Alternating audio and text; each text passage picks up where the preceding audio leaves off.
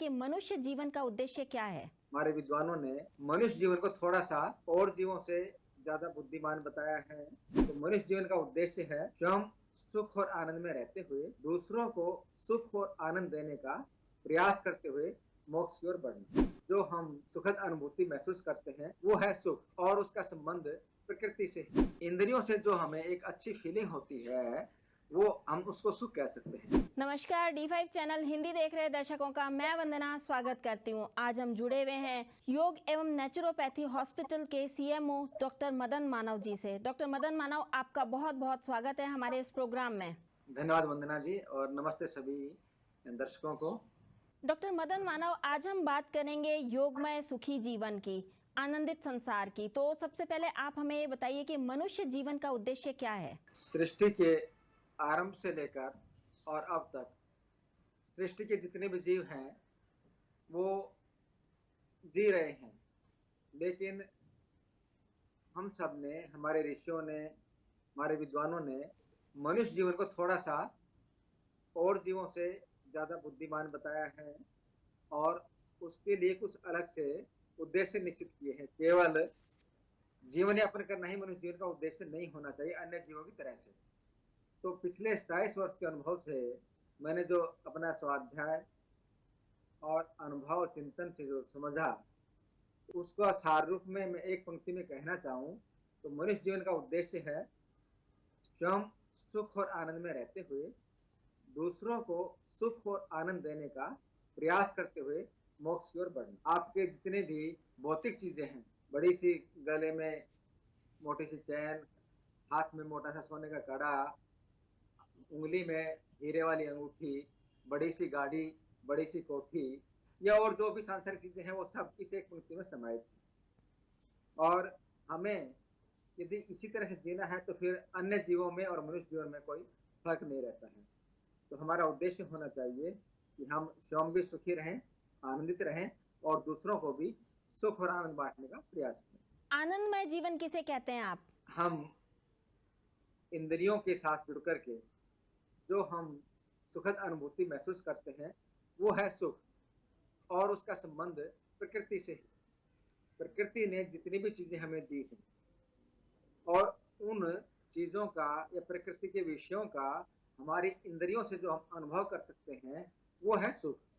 लेकिन आनंद इससे ऊपर की सीमा है, और आनंद की तरफ बढ़ने के लिए हमें सुख एक मध्य में हमें मिल सकता है, पर वो आनंद से भिन्न है। आनंद का संबंध इंद्रियों से इतर हमारी आत्मा से है। महर्षि पतंजलि जी ने योग सूत्र में पंच कोश के बारे में बताया है, और उसमें भी आनंदमय कोश को सबसे उत्तम बताया गया है। तो हमारे मनुष्य जीवन का उद्देश्य होना चाहिए कि जो हम कुछ सबसे अच्छा कर सकते हैं, जो सर्वश्रेष्ठ हो सकता है, उस सर्वश्रेष्ठ को करने का हम प्रयास करें। अभी आपने सुख और आनंद की बात करी, तो इन दोनों में क्या अंतर है? हाँ, सुख ही मैंने आनंद कहा होता है? नहीं, यही थोड़ा सा भ्रम रहता है, और बहुत झीनी सी एक परत है इनके बीच में। इनको डिफरेंस करने के लिए इनमें सुख है वो इंद्रियों का विषय है। इंद्रियों से जो हमें एक अच्छी फीलिंग होती है वो हम उसको सुख कह सकते हैं। और इंद्रियों से इतर, जैसे कई बार आपने एक उदाहरण देना चाहूंगा मैं। माँ के पास में एक बहुत वर्षों बाद अपना बच्चा आया, और उसको देख करके जो उसको अनुभूति होती है वो आनंद की अनुभूति। और रसगुल्ला खा करके या जो भी आपकी मनपसंद चीज है वो खा करके जो आप फीलिंग करते हैं वो सुख है। तो सुख का संबंध प्रकृति से है, प्राकृतिक विषयों से है, और आनंद का संबंध हमारी आत्मा से है। ये इंद्रियों से भिन्न है, और सुख का विपरीत दुख है, लेकिन आनंद का कोई भी विरोधी शब्द आपको नहीं मिलेगा। आपने कहा कि सुख और आनंद दोनों अलग अलग चीजें, लेकिन जब इंसान, जैसे आपने कुछ खाने की बात करी, तो उसकी इंसान की आत्मा तृप्त हुई, तो फिर वो उसको आनंद ही हुआ, खुशी ही हुई, फिर वो आप उसको सुख कैसे कह सकते हैं? आत्मा हम मान लेते हैं कि आत्मा तृप्त हुई। आत्मा तृप्त होती है परमात्मा का नाम स्मरण करने से, अच्छे कार्य करने से।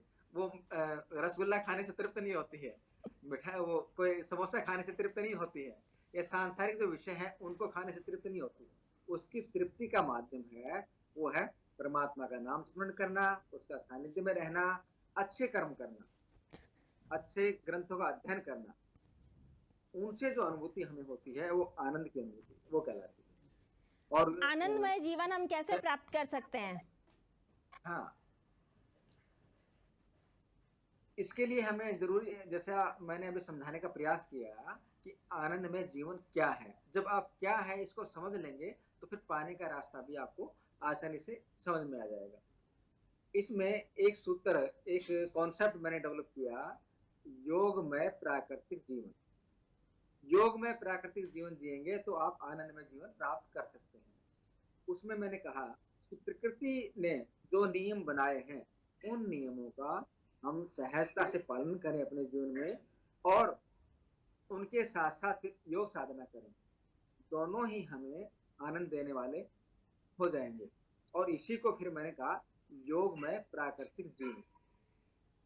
हम सुबह उठते हैं और हमारे ऋषियों ने हमें कहा है कि हमें उठते ही आनंद का जो सागर है परमात्मा, उसका नाम स्मरण करना चाहिए। अब उसका नाम आप किसी भी रूप में कर सकते हैं। कोई किसी इष्ट को मानता है, कोई किसी को मानता है। तो अब जो भी जिसको भी मानते हैं वो है तो उसी परम तत्व का अंश, उसको याद करके और आप अपने आनंद की अनुभूति कर सकते हैं। इसी तरह से जब किसी का भला करते हैं, किसी को पीड़ा से बाहर निकालते हैं, किसी पीड़ा से ग्रस्त आदमी का कुछ आप सुन लेते हैं, उसकी पीड़ा को, उसको कम करते हैं, तो वो जो अनुभूति होती है वो भी आनंद पाने की ओर हमें अग्रसर करती है। तो ये बहुत छोटी छोटी बातें हैं जिनको हम अपने जीवन में आधार बना करके, अपने जीवन का हिस्सा बना करके, और हम आनंद की प्राप्ति कर सकते हैं। योग में आनंदित जीवन जीने से क्या सभी समस्याओं का हल हो सकता है? निश्चित रूप से मैंने अपना अध्ययन किया और इसमें ये मैं निष्कर्ष निकाल पाया कि व्यक्तिगत, पारिवारिक, सामाजिक, राष्ट्रीय, अंतर्राष्ट्रीय, पर्यावरणीय या और किसी भी तरह की कोई भी समस्या है संसार की पूरी की, उन सब समस्याओं का योग में प्राकृतिक जीवन से हम बहुत आसानी से समाधान कर सकते हैं। जैसे आज मैं कहूँ कि हमारे समाज में बहुत सारे तरह की समस्याएं हैं। महिलाओं के साथ अत्याचार होते हैं, भ्रष्टाचार की समस्या है, बेरोजगारी की समस्या है, और हम लोग अपने गरीबी से परेशान हैं, कुछ लोग आर्थिक समस्याओं से या अन्य किसी भी तरह की समस्या हैं, उनकी गहराई में थोड़ा चिंतन करेंगे तो उनका बहुत आसानी से समाधान योग में प्राकृतिक जीवन से प्राप्त कर सकते हैं। जैसे यदि एक सामान्य सी बात लें, शरीर के रोग हैं उनको ही लें हम, यदि रोग होने से हम सब दुख में आते हैं क्योंकि हमारा चिंतन बदल गया है। हमारा चिंतन आज हो गया है कि हम माया इकट्ठी करें, जबकि हमारे ऋषियों ने कहा कि पहला सुख निरोगी काया, दूसरा सुख घर में हो माया। हमने उल्टा कर दिया। आज हमने अपने आप को मनी मेकिंग मशीन बना लिया है और इसी के चक्कर में हम लोग दिन रात हाय हाय करके माया के चक्कर में पड़े रहते हैं। लेकिन सच्चाई ये है कि माया आती है लेकिन काया कहीं की नहीं रहती है। हम काया की कीमत पर माया इकट्ठा कर रहे हैं, तो ये चिंतन हमें बदलना होगा, तब हम आनंद की तरफ बढ़ पाएंगे। तो पहले तो हम काया को ठीक करें। अब कोई रोग आ रहा है, आज यदि हम जीव के 1.5 इंच के गुलाम बने हुए हैं, खाना ठीक से नहीं खाते हैं, सुबह आलस ग्रस्त रहते हैं, समय से उठते नहीं हैं, स्वास्थ्य के नियम का पालन करते नहीं हैं, तो शरीर रोगी होगा। और रोगी होने से बचने के लिए योग में प्राकृतिक जीवन बहुत सहज है और बहुत आसानी से हम उसको जी सकते हैं। हम तलाशते हैं स्वास्थ्य दवाइयों में, तो दवाइयों में स्वास्थ्य कभी नहीं मिलने वाला। आप चाहे कितना ही प्रयास कर लीजिए, वो मिलेगा प्राकृतिक जीवन के साथ में और प्रकृति के नियम का पालन करने से, योग साधना करने से। तो हमें ये जो ऐसी चीजें हैं उनको अपनाना चाहिए। हम लोगों का चिंतन का जो है वो मैं कहना चाहूँगा कि आज हमारा गलत है। हम अपने चिंतन को ठीक करें और चिंतन को जब ठीक कर लेंगे तो बाकी सब कुछ धीरे धीरे ठीक होता हुआ चला जाएगा। डॉक्टर मदन मानव, आप हमारे साथ जुड़े, आपका बहुत बहुत धन्यवाद। धन्यवाद आप सबका भी, और आपने मुझे इस विषय पर अपनी बात रखने का अवसर दिया। D5 चैनल की सभी टीम का बहुत बहुत धन्यवाद। अगले एपिसोड में आपसे फिर मुलाकात होगी, तब तक के लिए नमस्कार।